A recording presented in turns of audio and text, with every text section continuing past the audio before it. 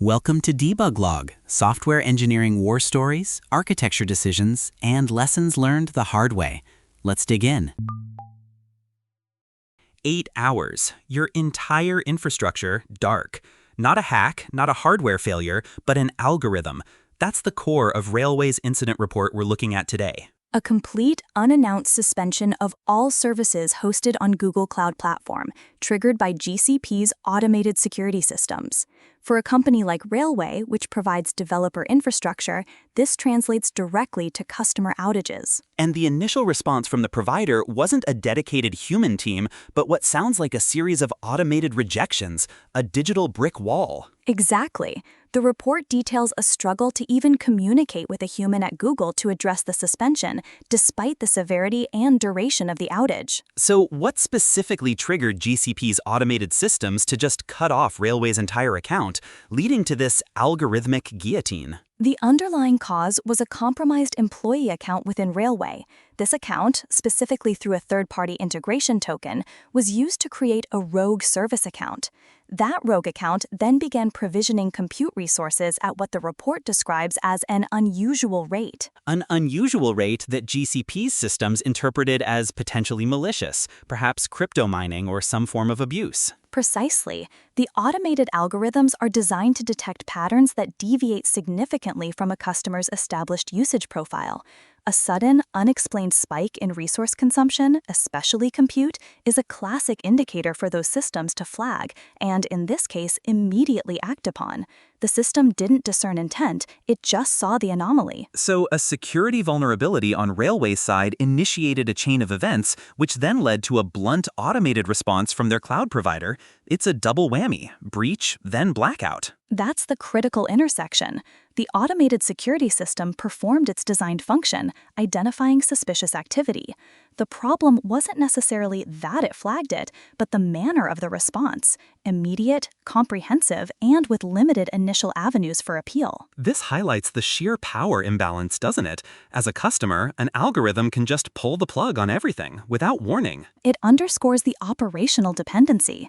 For many companies, their cloud provider isn't just a vendor, it's the bedrock of their entire digital existence. When that bedrock is suddenly removed, the impact is existential.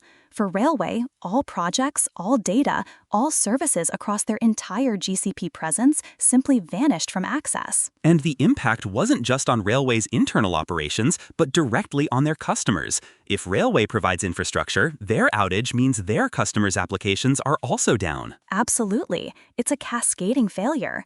Railway's core product is providing a platform for developers to deploy and scale applications. When their own platform is inaccessible, every one of their customers reliant on that infrastructure experiences an outage. The downstream effect multiplies significantly. This wasn't just a back-end service glitch, it was a total loss of public-facing capability. Now, regarding the nightmare of trying to fix this, Railway was suspended, had an 8-hour clock ticking, and could not access anything. How did Railway even begin to get their account back online? The incident report details a process that sounds like navigating a labyrinth designed by robots. Their initial attempts were through standard support channels, submitting tickets to Google Cloud Support. These were met, according to the report, with automated or generic responses, rejecting the appeals. So the situation involved trying to explain a complex incident, a genuine security issue that triggered an automated response, to what is essentially a glorified chatbot or a pre-programmed workflow. Exactly. The systems are designed for scale, but they lack the nuance and context needed for a critical, time-sensitive incident of this nature. Imagine a bank account being frozen due to an automated fraud detection system, and the only way to unfreeze it is to send an email to a general support alias, only to receive an automated reply saying the request couldn't be processed. That must have been incredibly frustrating. How did they eventually break through the automated defenses to reach a human? The report indicates they had to escalate externally. This involved reaching out via public channels like Twitter and, significantly, leveraging internal connections within Google.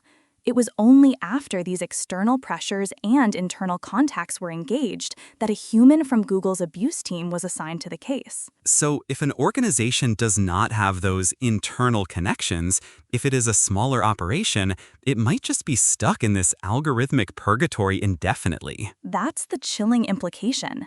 The incident highlights a significant hurdle for smaller or less well-connected organizations. The direct line to a human, especially during a critical incident initiated by the provider's own systems, seems to be a luxury, not a standard service level. It took hours just to get that human engagement, and then more hours for that person to verify Railway's claims and initiate the unblock. Getting back to the root cause, the compromised employee account and the third-party integration token, what does that tell us about the attack vector and how these things tend to happen? It points to a common vulnerability. Credentials, especially those used by third-party services, are prime targets. A third-party integration token likely grants programmatic access to an environment.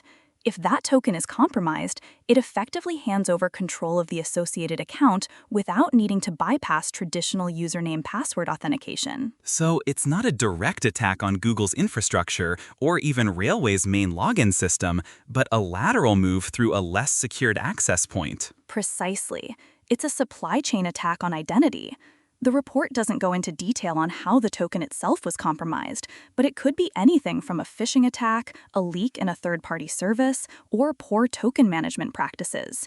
The critical point is that once the token was used to create a rogue service account, that account had legitimate-looking credentials to start provisioning resources, making it appear as if Railway itself was initiating the activity. Which is exactly what the automated systems are looking for, legitimate credentials being used for illegitimate or unusual purposes. Correct. The cloud provider's system is trying to protect itself and its customers from abuse, whether that abuse is intentional or a byproduct of a security breach.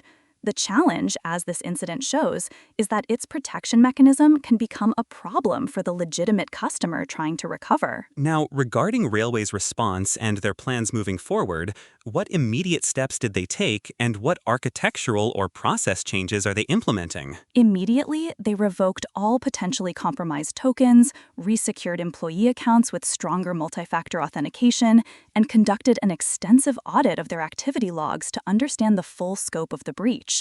In terms of long-term prevention, the report outlines several critical initiatives. Like what? First, they're focusing on significantly enhancing their monitoring and alerting capabilities.